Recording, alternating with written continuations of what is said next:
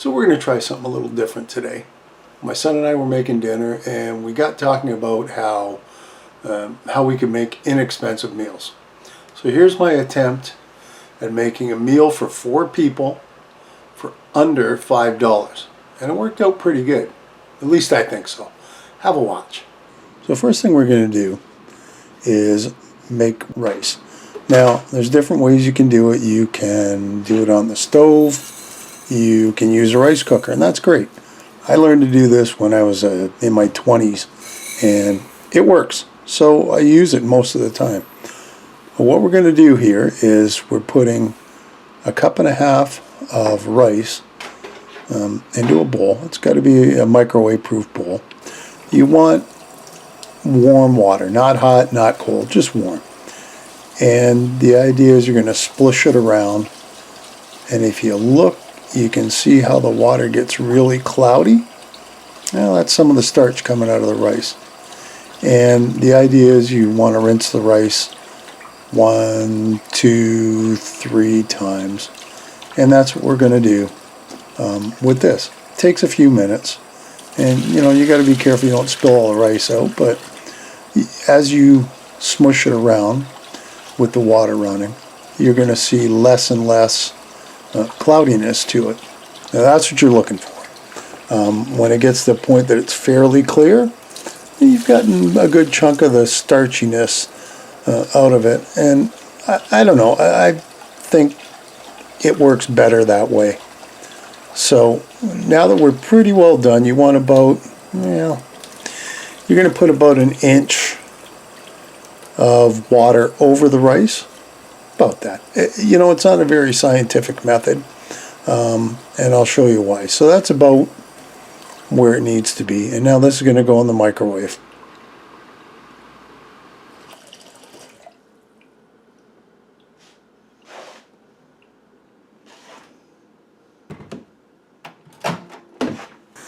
Into the microwave it goes. And this is the first part of the process. It's real simple. You throw it on for 10 minutes. If you want to put something to cover it, that's fine too. I used to do it with a lid. You can. And while we're doing that, now we're going to get our veggies ready. So I've got 1/3 of a thing of broccoli. And I'm going to cut all the stuff off, and we're going to use all this. And we're going to cut it in smaller size pieces. You don't want them too big.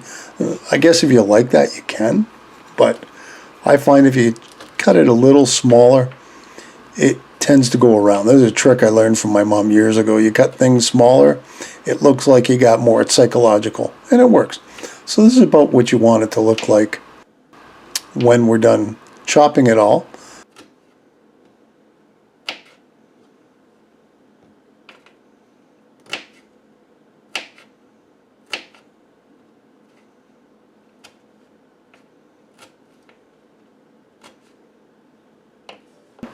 We're going to put this aside now.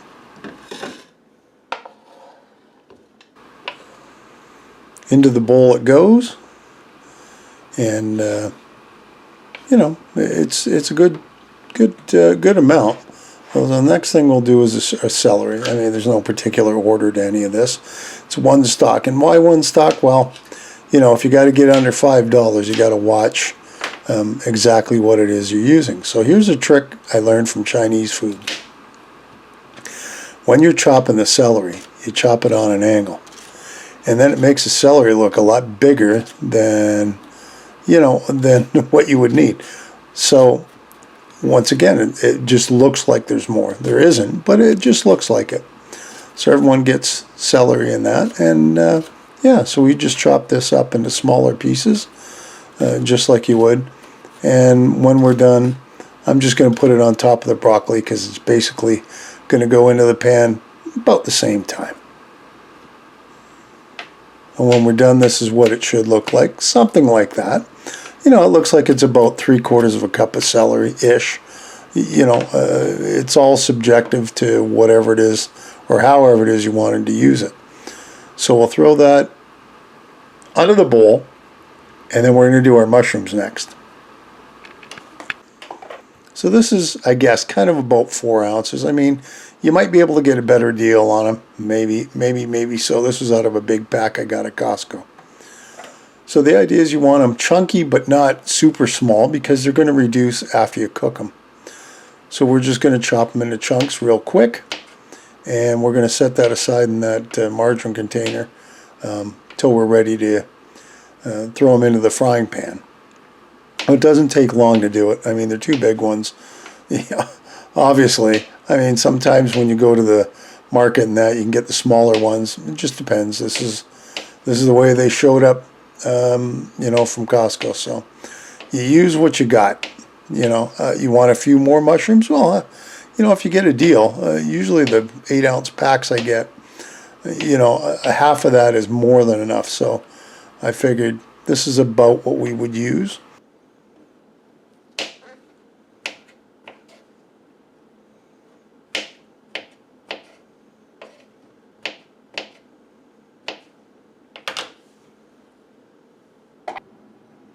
Next up is the peppers, green, yellow, red. I had these in a freezer, so I just pulled them out of a freezer bag, and there they are. They're in slices.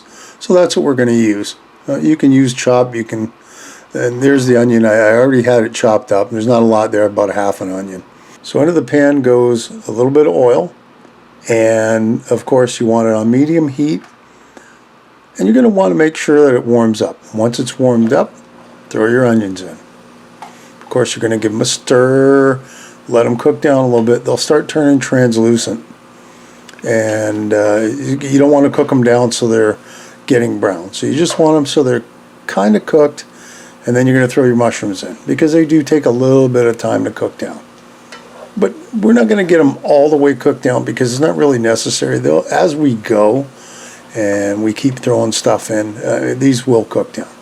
So once they're on their way, we'll put the other stuff in, the broccoli and the celery. Now, this is going to take a little bit to get them cooking, and I found throwing a little bit of water in helps a lot. So we're going to give this a big mix, and then we're going to go to the tap and grab some water. So there's roughly a cup maybe. I think I put a cup and a half in. You can put up to 3 cups of water in, and I've done that. It is soupy. So, you know, unless you like everything all boiled. So I try to go easy on the water until we get everything cooked down, and then we can play around with the water. So now it's time to get the rice out of the microwave. It's been in for 10 minutes. So we're going to stir it around. And I don't know if you can see it, but it's really mushy. Like you can feel the water still in with the rice. And that's okay. That's why I stop it at 10 minutes. We'll give it a little stir and kind of gauge.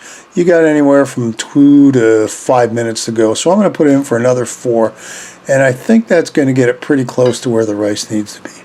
So in the meantime, this is a little bit of bacon grease that I had in the fridge. Okay? Yeah, I know it's not the most healthiest, but it's going to taste great. So we're going to let that warm up in the other frying pan. Our 4 minutes has elapsed. So now we can take out the rice and fluff it up, and you should be able to see the difference between when it was a little runny and now. So you can tell that it's pretty well cooked.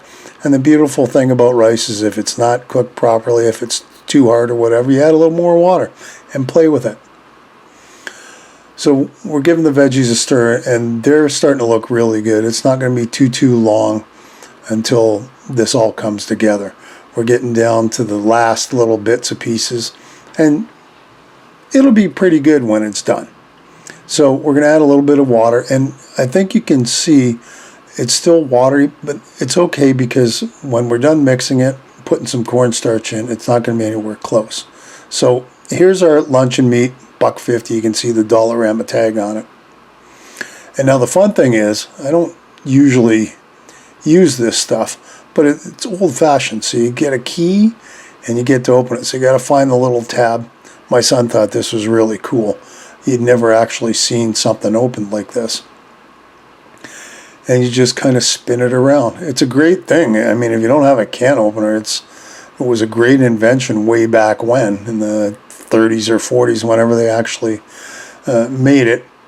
So the downside of it is, when it's done, just be really careful, because those edges are so sharp. It wouldn't take much on that steel. It wouldn't take much at all to cut your hand open. So I try to be as careful as possible pulling it apart. And then, of course, it didn't want to come out, so I'm really worried about what happens. But a little banging and plop, out it comes. So we're good. That's going in the garbage, because I don't want any guy throwing recycling to get sliced open. So, okay, I'm not a complete friend of the environment. Now, the idea with the luncheon meat is we're going to chop it into bite-sized pieces. Now, it doesn't look like much. It's only about 2/3 of a pound. But once we fry it up and get it in this dish, hey, it works. So the pan's nice and hot, and we're going to let that cook and sear for a bit. So our veggies, we're just about to the point where they're cooked to where we need them to be. Now, the last ingredient is, of course, the peppers that came out of the freezer. But we need to at least, warm them up a bit. Yeah, they'll be a little soggy, but if you really want crisp bell peppers, you just have to buy them. I just didn't have them readily available, so this worked. So now we're going to put a little spice in, some Worcestershire, some garlic powder, and of course pepper and salt to your taste. You don't need a whole lot, but there's a little bit in there. And when I accounted for this at the end, I did not put in any of these spices. I assume that you have salt, pepper, garlic powder, Worcestershire. I mean, the basics for cooking, I assume you have. But you can throw them in anyway if you really want. So I did add a little more water to this container, because I'm going to throw some cornstarch in just to thicken up the water we've got in the pan. Now, it's real simple. Cold water and a half a tablespoon of cornstarch. You throw it into the frying pan and just keep stirring it continually until it comes back up to a boil. And that will simmer. You could use flour. I'm just not an expert at using flour. Cornstarch seems to be the easier way to do this. And you just keep stirring, and you'll see it thicken as you get to the end. So, but we don't want it super thick. And when I'm done, I throw in my seared luncheon meat and the rice. We mix it all together, and look at what we got. This is more than enough for 4 people for a dinner. And you did it for under $5. How about that?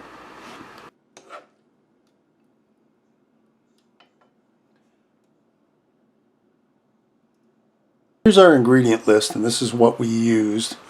1 can of luncheon meat, that was $1.50. White rice, used 1.5 cups, but you could use a cup, and it'll make lots. That was 72 cents. Broccoli was 1/3 of a stalk, and that was 50. Medium onion, half of that, because that's all I had, was 20 cents. A bell pepper for 50. 1 celery stalk, that was 18 cents. A mushroom, 4 ounces. You could use a little more. That was $1. That was the priciest vegetable. And a little bit of cornstarch for 5 cents. For a grand total, for a dinner for 4, $4.65. Okay, there you go. Another video. I had a lot of fun. I hope you enjoyed watching it. If you haven't done it, as I say every time, give me a subscription. Hit the like button below. That's always nice. Share it.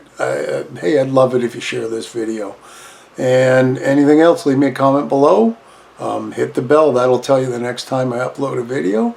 And as always, thanks for watching so much, and we'll see you next time. Bye.